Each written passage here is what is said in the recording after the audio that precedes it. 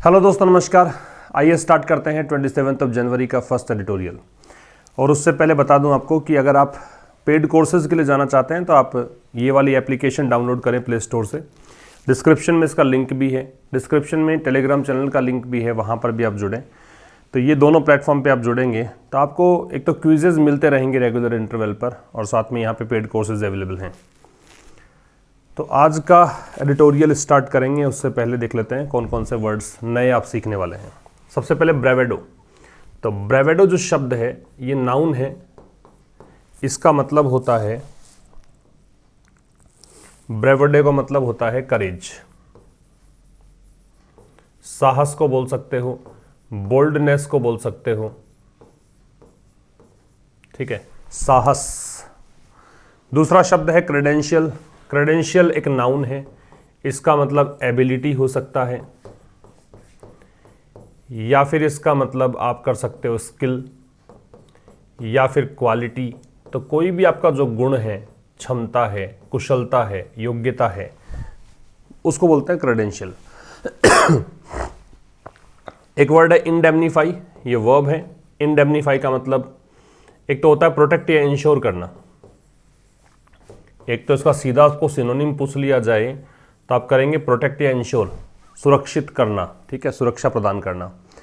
एक जो इसका मीनिंग होता है वो आप लेंगे कि भाई अगर आपने किसी का नुकसान पहुंचाया है, मतलब कोई नुकसान अगर हो गया है, कोई डैमेज हो गया है, तो उसकी क्षतिपूर्ति करना, उसका हर्जाना देने का प्रॉमिस करना। प्रॉमिस करते हो कि अमाउंट आपको मिल जाएगा क्योंककि आपने कोई नुकसान पहुंचाया है, उसको इंडेमनीफाई बोला जाता है। फोरगो वर्ब है, इसकी स्पेलिंग जो है वो ये भी होती है FOREGO, ये दोनों ही स्पेलिंग पॉसिबल हैं इसकी। फोरगो का मतलब होता है रिनाउंस, या फिर आप इसे कहेंगे गिव अप। छोड़ना या त्यागना जो होता है ना, वो होता है रिनाउंस, गिव अप, ये सारे। फिर है क्रेडेंशियल, तो खैर आ गया था, ये मैंने रिपीट कर दिया, चलिए छोड़ देते हैं इसको। एक है वर्कआउट। वर्कआउट एक फ्रेजल वर्ब है, इसका मतलब होता है to develop in a particular way, किसी खास तरीके से किसी चीज का घटित होना, किसी खास तरीके से किसी चीज का घटित होना। फिर है कल्मिनेट। कल्मिनेट वर्ब है, इसका मतलब है and with, finish with, means and होना, और मतलब वैसे इसका कल्मिनेट का मतलब क्रेसेंडो होता है, क्रेसेंडो पर पहुंच जाना, शीर्ष पर पहुंचना। तो ये कैसे, मतलब कोई चीज़ का अंजाम क्या है, उसके लिए कल्मिनेट यूज़ कर सकते हैं आप। इसका स्क्रीनशॉट आप ले लीजिए। आज का एडिटोरियल टाइटल आपको दे रखा है टैक्सिंग ड्रामा। टैक्सिंग ड्रामा से मतलब है कि भाई टैक्स का ये एक ड्रामा है, तो टैक्स वसूलने की बात भारतीय जो टैक्स विभाग है वो करता रहा है, और उसके विषय में सुप्रीम कोर्ट का निर्णय आया था, उसमें वोडाफोन को कुछ रिलीफ दिया गया था। अभी केयर्न इंडिया की बात इसमें की गई है। तो ये टैक्स का जो ड्रामा चल रहा है कि भारी भरकम मोटी राशि वसूलने की बात भारतीय टैक्स डिपार्टमेंट करता है, उस चीज़ के बावजूद कि ये जो आपका सिस्टम है वो बहुत ही पुराना सिस्टम है, ठीक है। जब आप सत्ता में नहीं थे, तो मतलब जब बीजेपी सरकार नहीं थी, तो कांग्रेस सरकार के टाइम प्रणब मुखर्जी जब यहाँ पे ये जो वित्त मंत्रालय है संभालते थे, उस समय का ये टैक्स सिस्टम लगाया गया था और अभी तक ये लागू किया गया है। तो ये टैक्स ड्रामा कुछ किस प्रकार का मोड ले रहा है, किस प्रकार की चीज़ें यहाँ पे केयर्न इंडिया को करनी पड़ेंगी, कैसे वोडाफोन को थोड़ा सा एडवांटेज मिला, कोर्ट की तरफ थोड़ी राहत मिली, उसके बारे में चर्चा हम करेंगे। टैक्सिंग ड्रामा टैक्स का ड्रामा है। In what should be the last act, in what should be, इस चीज़ में कि क्या होना चाहिए, द लास्ट एक्ट, अंतिम कार्य of a long and winding. Winding का मतलब होता है सर्क्यूटस कह सकते हो, मियंडरिंग कह सकते हो, घुमावदार। राउंड अबाउट एक तो सिनोनिम होता है इसका, राउंड अबाउट, या फिर आप इसे कहेंगे मियंडरिंग, मियंडरिंग, घुमावदार, ठीक है। तो काफ़ी लंबा और काफ़ी घुमावदार जो टैक्स डिस्प्यूट चल रहा था, टैक्स विवाद का जो ड्रामा है, उसका एंड कैसे होना चाहिए उस चीज़ में ब्रिटिश फर्म केयर्न एनर्जी, ये ब्रिटेन की एक कंपनी है, केयर्न एनर्जी इसका नाम है, इसने कहा है, ये इसकी वर्ब है, क्या कहा है, it has concluded all steps. Conclude का मतलब होता है एंड करना, कंप्लीट कर देना। इसने कहा है इट यहाँ पे इसने खुद के लिए प्रोनाउन यूज़ किया, तो it has concluded all steps, किसने सारे जो स्टेप्स होने चाहिए थे वो सारे के सारे पूरे कर लिए हैं। प्रेस्क्राइब्ड का मतलब होता है स्टिपुलेट, ठीक है, स्टिपुलेट मतलब है इसका या फिर इसका मतलब है स्पेसिफाई, स्पेसिफाई या स्टिपुलेट।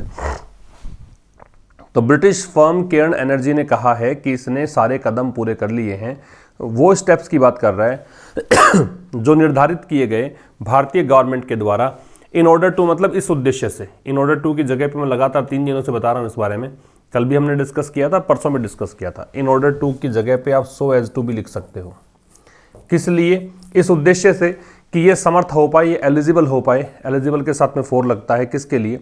द रिफंड के लिए, कि पैसा वापस इसको मिल पाए। Contentious retroactive tax levy. Contentious का मतलब होता है कंट्रोवर्शियल, विवादास्पद, एडजेक्टिव है। इसे आप कंट्रोवर्शियल भी कह सकते हैं, डिस्प्यूटेबल भी कह सकते हैं। रेट्रोएक्टिव का मतलब है डेटेड बैक, मतलब पहले के टाइम का, ये होता है रेट्रोएक्टिव। तो पुराना जो टैक्स का सिस्टम है, टैक्स जो लगाया गया था उसकी बात ये कर रहा है। तो विवादास्पद जो टैक्स का सिस्टम है उसका रिफंड के लिए एलिजिबल हो गया है, क्योंकि इसने सारे स्टेप्स जो भारतीय सरकार ने निर्धारित किए हैं वो पूरे कर लिए हैं। तो British firm Cairn energy subject है, हैज सेड इसकी वर्ब है। इट सब्जेक्ट है, इसकी वर्ब हैज कंक्लूडेड है, हैज के साथ थर्ड फॉर्म लगाते हैं। प्रेस्क्राइब्ड है, ये पोस्ट एडजेक्टिव है स्टेप्स का। ऑल दे रखा है, इस कारण से यहाँ पे स्टेप्स है। ऑल वैसे काउंटेबल अनकाउंटेबल दोनों तरह की नाउन के साथ आ सकता है।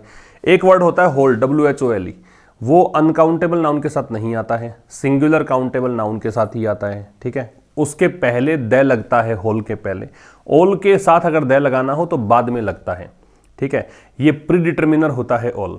तो यहाँ पे प्रेस्क्राइब का स्टिपुलेट या स्पेसिफाई हो गया। तो कह रहा है कि भाई इस चीज में कि क्या अंतिम कार्य होना चाहिए, किस में, एक लंबे और घुमावदार टैक्स डिस्प्यूट ड्रामा में, उस चीज़ में ब्रिटिश जो कंपनी है केयर्न एनर्जी, उसने कहा है कि इसने सभी स्टेप्स पूरे कर लिए हैं, वो स्टेप्स जो कि भारतीय सरकार ने निर्धारित किए थे।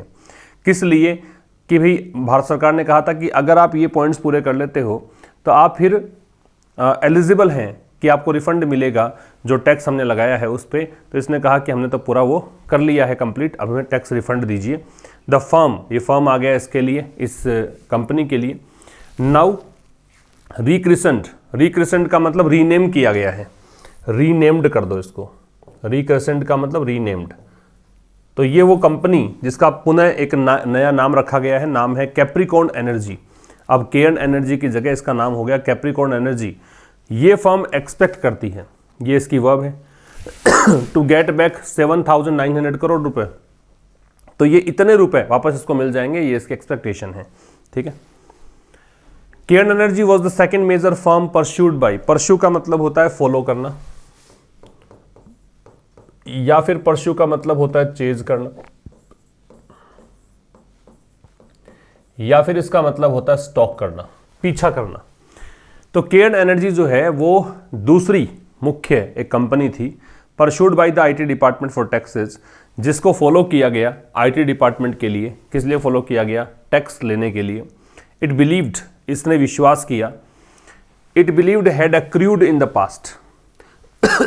टैक्स डिपार्टमेंट को लगा कि इतना टैक्स इस पर बकाया है पीछे। अक्रू जो शब्द है ना, इसका मतलब एक्यूमुलेट होता है, एक्यूमुलेट, या फिर आप इसे एमास कह सकते हो,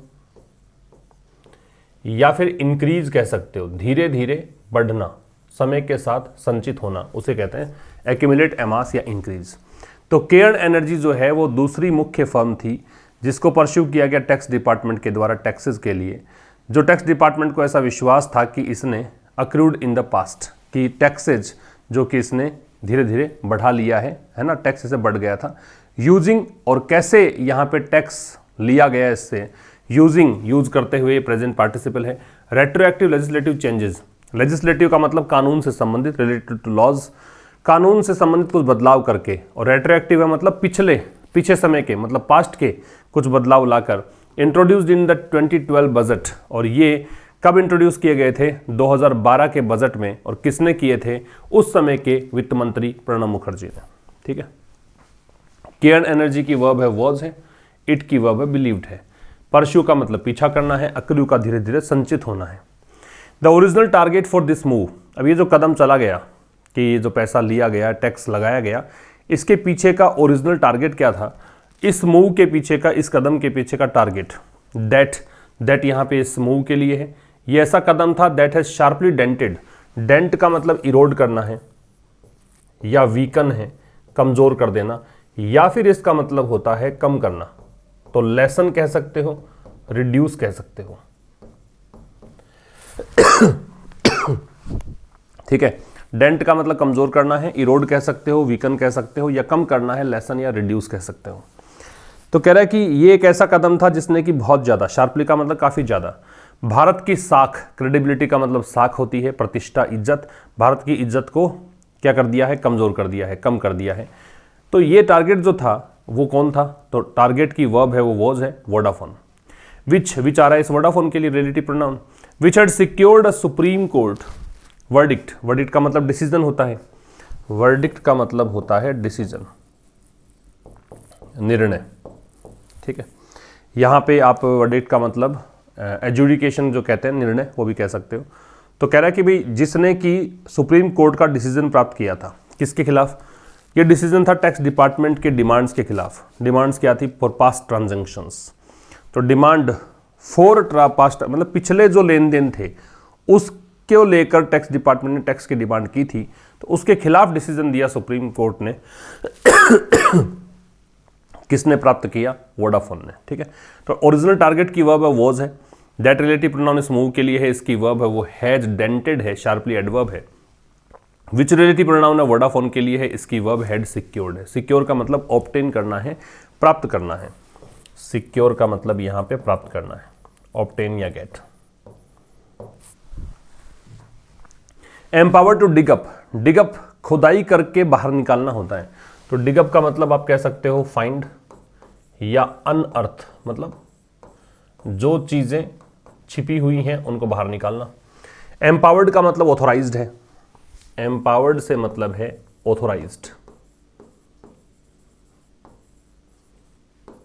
ठीक है। तो authorized to dig up similar transactions, तो भाई ऐसे ही ट्रांजैक्शंस, सिमिलर एक जैसे, ट्रांजैक्शंस यहां पे नाउन है, सिमिलर एडजेक्टिव है, कि इस चीज की अथॉरिटी प्राप्त करके कि ऐसे ही ट्रांजैक्शंस यहां पे और पता लगेंगे और सामने आएंगे। इन्वॉल्विंग जिसमें शामिल है the indirect transfer of assets situated in India, जो भारत में एसेट्स थे, संपत्तियां थी, उनका अप्रत्यक्ष रूप से ट्रांसफर होना, ये भी शामिल है। तो द आईटी डिपार्टमेंट, अब चूंकि आईटी डिपार्टमेंट को तो ये अधिकार था कि ये ऐसे ही ट्रांजैक्शंस और निकाल कर लेकर आए, तो आईटी डिपार्टमेंट ने क्या किया? सिंस 2014, 2014 से ही हैड परस्यूड, इसने पीछा किया, इसने फॉलो किया केयर्न को over a group restructuring undertaken इन 2006। किसको लेकर?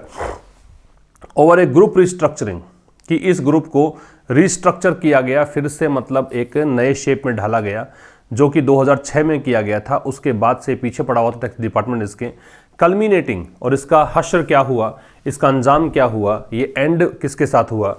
इन अ टैक्स डिमांड, एक टैक्स डिमांड के साथ में of as much as 24,500 crore rupees. और टैक्स डिमांड कितनी करी? इतनी। एज के बीच में डिग्री पॉजिटिव आती है, तो मच पॉजिटिव डिग्री है। मच और मैनी दोनों ही पॉजिटिव डिग्री होती है, बस फर्क ये है कि मच अनकाउंटेबल के लिए आता है, मैनी काउंटेबल के लिए आता है। दोनों की कंपैरेटिव मोर होती है और दोनों की सुपरलेटिव मोस्ट होती है। ठीक है। एज के बीच में डिग्री कौन सी आती है? पॉजिटिव। और क्या क्यों लगाना पड़ गया? सीधा भी तो कर सकते थे 24,500 करोड़। जब इम्फेटिक वे में आपको बोलना हो, थोड़ा जोर देना हो कोई चीज़ पर, उसके लिए एज मच एज या एज मैनी एज का प्रयोग हम करते हैं। ठीक है। तो यहाँ तक की बात ये थी कि ऑथोराइज था टैक्स डिपार्टमेंट कि भाई ये सिमिलर ट्रांजैक्शंस, ऐसे ही ट्रांजैक्शंस और खोद के निकाल सके और चीज़ें प्राप्त कर सके, जिसमें कि भारत में सिचुएटेड जो एसेट्स हैं उनके इनडायरेक्ट ट्रांसफर भी शामिल हैं। तो आईटी डिपार्टमेंट ने क्या किया? 2014 से ही इसने केयर्न को परस्यू किया। ठीक है। किस चीज़ को लेकर? ग्रुप रिस्ट्रक्चरिंग जो कि 2006 में हुई थी, उसको लेकर। तो इसका अंजाम ये हुआ कि टैक्स डिमांड इस डिपार्टमेंट ने की 24,500 करोड़ रुपए की। Cairn and Vodafone had initiated, ये दोनों कंपनियां सब्जेक्ट हो गई, इसकी वर्ब हैड इनिशिएटेड, ने शुरू किया। इनिशिएट का मतलब शुरू करना। आर्बिट्रेशन प्रोसीडिंग्स, आर्बिट्रेशन का मतलब सेटलमेंट होता है, मध्यस्थता को बोलते हैं, सेटलमेंट, एडजुडिकेशन। तो जब कोई विवाद सुलझाने के लिए आप किसी आर्बिट्रेटर को चुनते हैं तो वो आर्बिट्रेशन प्रोसीडिंग है आपकी, एक मध्यस्थ, एक बिचौलिया, मान लो कोर्ट की शरण ली, ये कह सकते हो।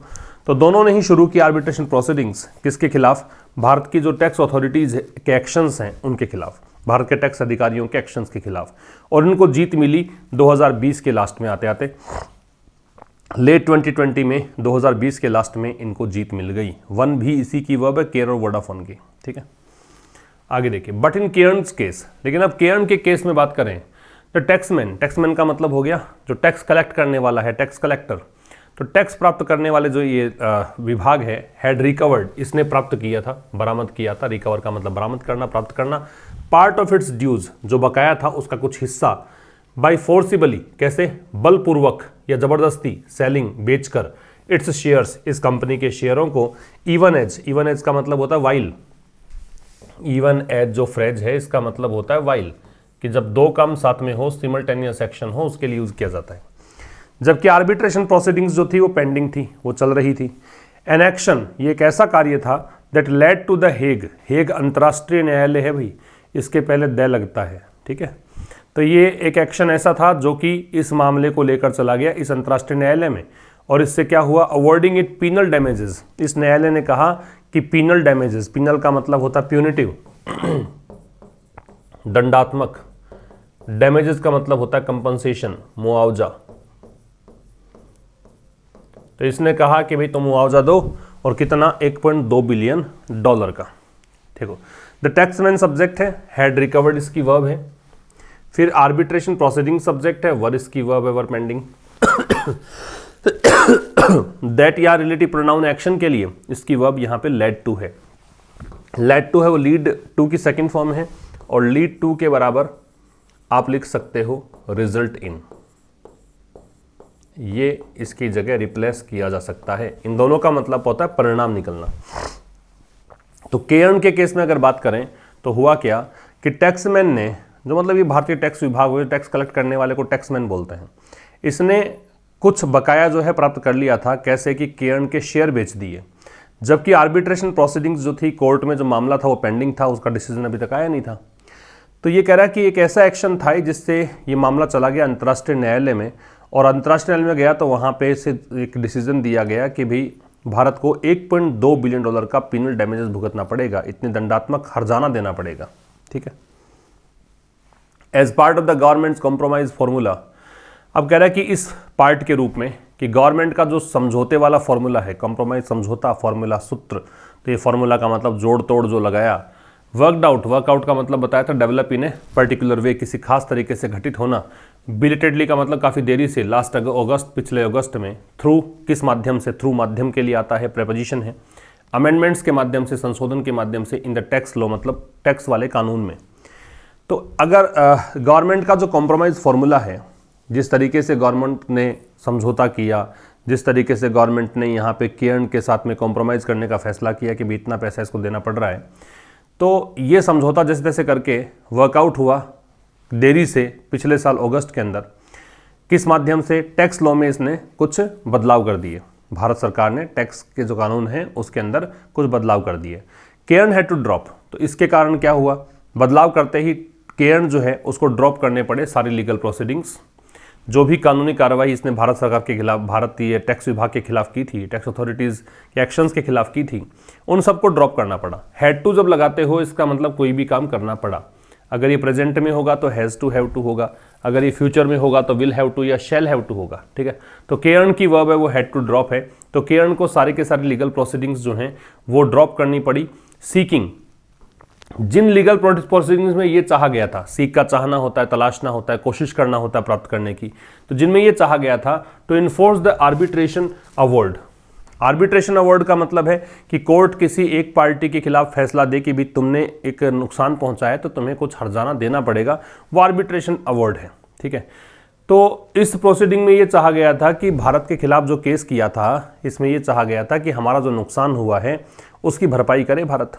तो लेकिन अब भारत ने क्या किया कि टैक्स लॉ में थोड़ा बदलाव कर दिया तो इसको सारे जो प्रोसीडिंग्स जो थी उनको ड्रॉप करना पड़ा।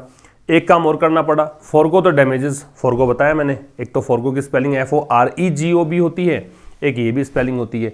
फॉरगो का मतलब रिनाउंस करना है, गिव अप करना है, छोड़ना, त्यागना है। तो इसको क्या करना पड़ा, डैमेजेस को छोड़ना पड़ा, जो नुकसान हुआ था, जो मतलब भरपाई वाली बात है उसको छोड़ना पड़ा। और क्या करना पड़ा, इंडेमनीफाई द गवर्नमेंट, और गवर्नमेंट को इंडेमनीफाई करना पड़ा। इंडेमनीफाई का मतलब बताया मैंने कि एक तो वादा करना है ना, कि वादा करें आपकी भी कंपनसेशन जो है वो आप देंगे, हर्जाना देंगे, जो भी नुकसान हुआ उसकी भरपाई करेंगे। एक होता है प्रोटेक्ट करना या फिर इंश्योर करना, सुरक्षित करना। तो एक साथ में ये काम और करना पड़ा कि गवर्नमेंट को यहाँ पे वादा करना पड़ा कि भी ऑल फ्यूचर क्लेम्स और लायबिलिटीज़, कि जितने भी भविष्य में कोई भी अगर आप दावा करते हैं, कोई भी जवाबदेही हमारी तय करते हैं, तो उसका हम हर्जाना देंगे। अभी तक तो ठीक है, जो कुछ भी हुआ वो भूल जाते हैं, ठीक है। केयर्न की वर्ब हैड टू ड्रॉप है, और दो शब्द यहाँ पे हैं, ये फ्रेजल वर्ब है, to develop in a particular way. Indemnify का मतलब promise to pay an amount, एक अमाउंट को पे करने की प्रॉमिस करना, वो amount that has been made as compensation और डैमेजेस, जिसको कि डैमेजेस या कंपनसेशन के रूप में तय किया गया है, वो होता है इंडेमनीफाई। लास्ट मंथ, पिछले महीने क्या हुआ, Vodafone also availed these provisions, Vodafone ने भी ऐसे कुछ नियमों का, ऐसे कुछ प्रावधानों का लाभ उठाया। जैसे कि यहाँ पे कुछ मिला कि इसने प्रोसीडिंग, लीगल प्रोसीडिंग कर दी, तो इसको कह दिया कि भाई ठीक है, इस बार तो हम टैक्स नहीं देंगे, अगली बार कुछ अगर हुआ तो हम देंगे, ये वादा करना पड़ा। तो वैसे ही वोडाफोन ने किया। अवेल का मतलब होता है मेक बेनिफिट, लाभ उठाना, ठीक है। The government should on it's part, अब गवर्नमेंट को अपनी तरफ से, ऑन इट्स पार्ट का मतलब हो गया अपनी तरफ से। शुड के साथ में वर्ब जो है वो वर्क है, तो शुड यहाँ मॉडल है, वर्क यहाँ पे मेन वर्ब है। स्विफ्टली का रैपिडली होता है, तेज गति से होता है। गवर्नमेंट को अपनी तरफ से क्या करना चाहिए, वर्क स्विफ्टली, इसको काफ़ी तेज़ी से काम करना चाहिए। To process their paper work, किस लिए, प्रोसेस करने के लिए। देयर पेपर वर्क मतलब अपना जो पेपर वर्क है, कागजी कार्यवाही है, मतलब ठीक है, उनको प्रोसेस करने के लिए काफ़ी तेज़ी से काम करना चाहिए। एंड प्रेफरेबली, और प्राथमिक रूप से, रिमिट, रिमिट का मतलब यहाँ पे कैंसिल कर देना, भी आप जो पैसा मांग रहे हो उसको छोड़ दो, आप माफ़ कर दो, टैक्स वैक्स नहीं लोगे, वो रिमिट है। और इसको प्राथमिकता देनी चाहिए इस बात को कि वो जो भी ड्यूज़ हैं उन कंपनीज़ के, उनको रिमिट कर देना चाहिए, उनको छोड़ देना चाहिए। किससे पहले, फाइनेंशियल ईयर के खत्म होने से पहले। कंक्लूड का मतलब एंड होना है, तो फाइनेंशियल ईयर कंक्लूड हो उससे पहले वित्त वर्ष की कंप्लीट, मतलब वित्त वर्ष का कंप्लीट होगा 31 मार्च से पहले। तो गवर्नमेंट को अपनी तरफ से काफ़ी तेज़ गति से काम करना चाहिए, ठीक है, किस लिए कि जो उनकी कागजी कार्रवाई है फटाफट से करें। और प्राथमिक रूप से प्राथमिकता देनी चाहिए किस बात की, कि वो उनके जो ड्यूज़ हैं, उनके जो बकाया हैं उसको रिमिट करें, है ना, उसको कैंसिल करें। किससे पहले, फाइनेंशियल ईयर कंक्लूड होने से पहले। While this will be a necessary first step, अब कह रहा है यद्यपि ये जो चीज़ होगी ना, ये एक आवश्यक पहला कदम होगा। किसकी ओर, restoring some of the damage, कि जो भी नुकसान पहुंचा है, कोज्ड टू ब्रांड इंडिया, नुकसान किसको पहुंचा है, ब्रांड इंडिया, मतलब पूरे विश्व में भारत की जो साख है वो कम हुई है, उसकी भरपाई थोड़ी बहुत हो पाएगी। फिर भी ये वाइल से एक क्लोज तो यहाँ कंप्लीट हो गया, अब एक क्लोज यहाँ स्टार्ट हो रहा है, तो दोनों क्लोज जो है एक दूसरे का विरोध करते हैं जब वाइल से आप स्टार्ट करते हो। फिर भी it may not be immediately sufficient, लेकिन ये ऐसा नहीं है कि पर्याप्त है। From labelling it as tax terrorism, label का मतलब ठप्पा लगाना होता है कि भाई इस पर ठप्पा लग गया है कि यहाँ पे टैक्स टेररिज्म हो रहा है, टैक्स आतंकवाद चल रहा है। वाइल इन द ओपोजिशन, कब, जब ये ओपोजिशन में था। ये बात बीजेपी ने ही कही थी, जब बीजेपी विपक्ष में थी तो इसने कहा था कि ये टैक्स टेररिज्म बंद करो, सरकार से कहा था। दिस गवर्नमेंट, ये जो सरकार है, डिथर्ड का मतलब होता है बी इनडिसाइसिव, अनिर्णायक होना, बी इनडिसाइसिव कह सकते हो, फॉल्टर कह सकते हो, लड़खड़ाना, ठीक है, वेवर कह सकते हो, डगमगाना, वैसिलेट कह सकते हो, ये सब सिनोनिम्स हैं इसके। तो कह रहा है कि ये सरकार जो है, ये करेक्टिव एक्शन का मतलब होता है सुधार की कार्यवाही जो होती है उसको करेक्टिव एक्शन बोलते हैं, उसको लेकर लड़खड़ाई, मतलब उसको लेकर डगमगाई। टिल इट्स 8th ईयर, कब तक, कि 8वां साल इसका सत्ता में चल रहा है। इन ऑफिस मतलब 8वें साल, पहले भी एक बार सरकार रह चुकी 5 साल, 3 साल अब हो गए, 8 साल हो चुके हैं, अभी भी ये सरकार जो है करेक्टिव एक्शन को लेकर कि भाई हम सुधार करेंगे इस प्रोसेस में, वो अभी तक नहीं कर पाई, जबकि जब ये ओपोजिशन में थी तो इसने कहा था कि टैक्स आतंकवाद है। फिर समझना, तो यद्यपि यह पहला कदम होगा, तो दिस की वर्ब है वो विल बी है, विल मॉडल है, बी यहाँ पे बेस फॉर्म है, necessary first step, necessary adjective है, फर्स्ट यहाँ पे न्यूमरल एडजेक्टिव है, स्टेप यहाँ पे नाउन है, टुवर्ड्स प्रेपोजिशन है, इसलिए आगे यहाँ पे आईएनजी प्रयोग है। तो यद्यपि ये पहला स्टेप होगा, किसको लेकर, restoring some of the damage, कि जो नुकसान पहुंचा है उसमें से कुछ नुकसान की भरपाई हो जाए। नुकसान हुआ किसका है, ब्रांड इंडिया का। ठीक है, ये कदम उठाए अगर सरकार कि इस वित्त वर्ष के खत्म होने से पहले पहले ये उनके टैक्स वैक्स माफ़ कर दे, तो थोड़ा बहुत यहाँ पे भरपाई हो सकती है जो आपकी इज्जत खराब हुई है, धूमिल हुई है उसकी। फिर भी ये सफिशिएंट नहीं होगा।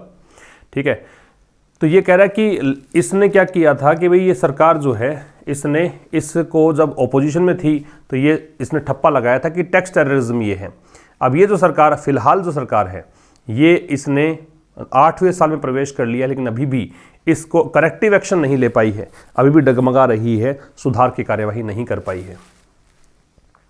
इवन इन द 8 मंथ्स, तो ये कह रहा है कि यहाँ तक कि 8 महीनों में भी, following the loss of the Cairn arbitration, following इसके बाद, ये 8 महीने कहाँ से काउंट कर रहे हो, जो केयर्न आर्बिट्रेशन जो हुआ उसमें जो लॉस हुआ उसके 8 महीने बाद भी, it shuffled its feet. Shuffle one's feet का मतलब होता है चेंज करना, या फिर कहें कि शर्मिंदा महसूस करना। ठीक है, ये होता है, तो चेंज करना, शर्मिंदा महसूस करना। तो इसने क्या किया, अपने आप को मतलब शर्मिंदगीपूर्ण महसूस किया। कैसे, फ्रॉम डिनाइल एंड ऑफ्यूस्केशन। ऑफ्यूस्केशन का मतलब कन्फ्यूज़न है, कि पहले भारत मना करता रहा, टैक्स डिपार्टमेंट मना करता रहा, कन्फ्यूज़न दिखाया। किस प्रकार से, वर्किंग आउट लीगल अमेंडमेंट्स, कि कानूनी जो संशोधन हैं उनको करने में, उनको वर्कआउट करने में, उनको डेवलप करने में थोड़ा सा डिनायल, मना किया, ऑफ्यूस्केशन दिखाया। फिर उसके बाद में जो गड़बड़ियां हैं उसको फिक्स किया। फिक्स का मतलब ठीक कर देना, मैस का मतलब गड़बड़ी। तो इट की वर्ब वो शफल्ड है। शफल वंस फीट का मतलब होता है एम्बेरस महसूस होना, करना, धीरे धीरे चलना या फिर चेंज करना।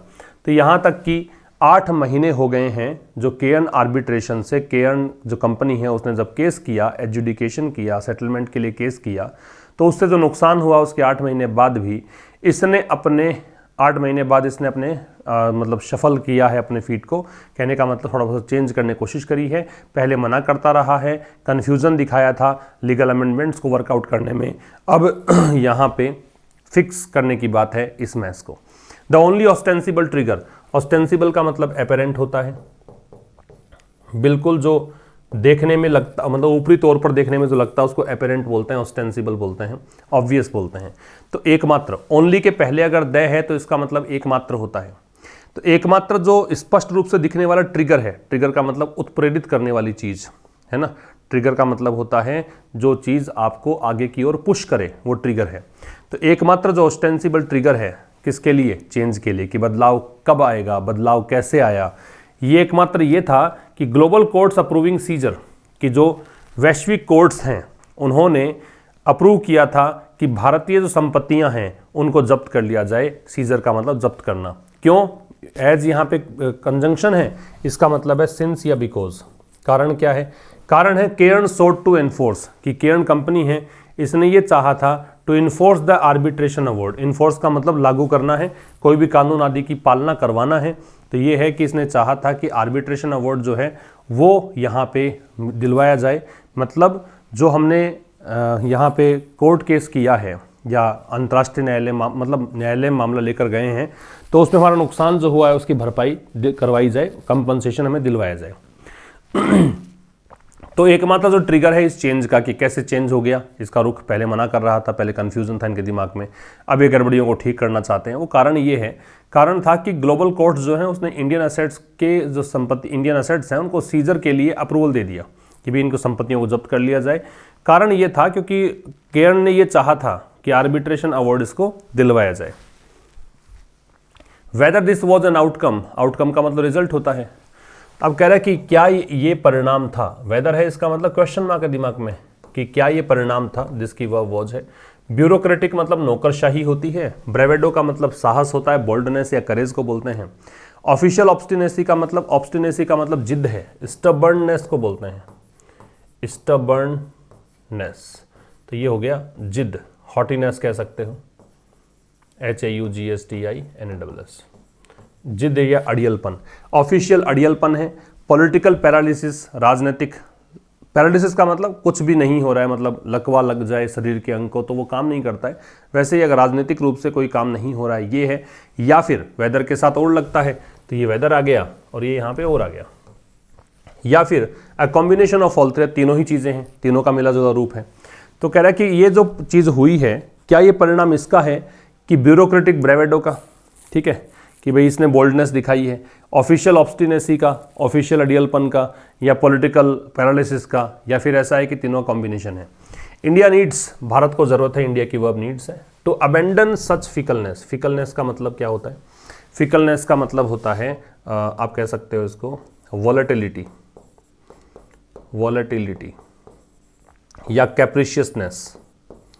कैप्रिशियसनेस मतलब बार बार में चेंज होने का गुण। आप फोकस्ड नहीं हैं, आप बार बार में अपने आइडियाज़ चेंज कर रहे हैं, विचार चेंज कर रहे हैं, तो आप फिकल हैं। तो भारत को आवश्यकता ये है कि अपनी फिकलनेस, ऐसी जो फिकलनेस है कि पहले आप कुछ और कहते हो फिर आप लगातार अपने आप को मतलब डिसीजन को चेंज करते रहते हो, तो ऐसी फिकलनेस को क्या करना चाहिए? छोड़ने की ज़रूरत है, अबेंडन का छोड़ना है। एंड डेमोन्स्ट्रेट, और दिखाने की ज़रूरत है। डेमोन्स्ट्रेट का मतलब है शो करना, दिखाना। Greater certainty and predictability across economic policy, कि जो भी आर्थिक नीतियाँ आप बनाते हो उन सभी आर्थिक नीतियों में आपको प्रेडिक्टेबिलिटी मतलब ऐसा कुछ बताएं जिसके बारे में प्रेडिक्ट किया जा सके कि हाँ भाई भारत जो है ऐसी नीतियाँ, सरकार ऐसी नीतियाँ बनाएंगी। सर्टेनिटी मतलब निश्चितता लेकर आए उसके अंदर। बी इट, चाहे, अब बी इट का प्रयोग करते हैं, चाहे ऐसा हो चाहे ऐसा हो। बी इट अबाउट जीएसटी, चाहे वो जीएसटी के बारे में हो या ग्लोबल ट्रेड एंगेजमेंट या फिर वैश्विक व्यापार के बारे में हो। इन ऑर्डर टू, किस लिए होना चाहिए ऐसा? ताकि बोल्स्टर कर सके। बोल्स्टर का मतलब क्या होता है? स्ट्रेंथन करना, बट्रेस करना, बट्रेस या स्ट्रेंथन, मजबूती देना। ऐसा होना क्यों चाहिए? ताकि मजबूती मिले इसके क्रेडेंशियल्स को, इसकी एबिलिटी को, इसकी क्वालिटी को, इसकी कैपेबिलिटी को। किस रूप में? एक आइडियल इन्वेस्टमेंट डेस्टिनेशन, कि ऐसा अगर करेगा तो भारत एक आदर्श इन्वेस्टमेंट डेस्टिनेशन होगी। विदेशी जो कंपनियां हैं वो यहाँ आएंगी, निवेश यहाँ पे होगा, इसलिए। ठीक है, तो यहाँ क्रेडेंशियल्स नाउन है क्योंकि इट्स पजेसिव एडजेक्टिव है, और बाकी सब कुछ सिंपल है। इन ऑर्डर टू बताया मैंने, सो एज टू करेंगे इसको। इन ऑर्डर टू मतलब के उद्देश्य से, और बोल्स्टर है वो बट्रेस या स्ट्रेंथन है, मजबूती देना है। इंडिया की वर्ब नीड्स है, अबेंडन का छोड़ना या त्यागना है। तो ये था आज के इस एडिटोरियल में। कल मुलाकात होगी शाम 5 बजे, तब तक के लिए नमस्कार। Thank you very much.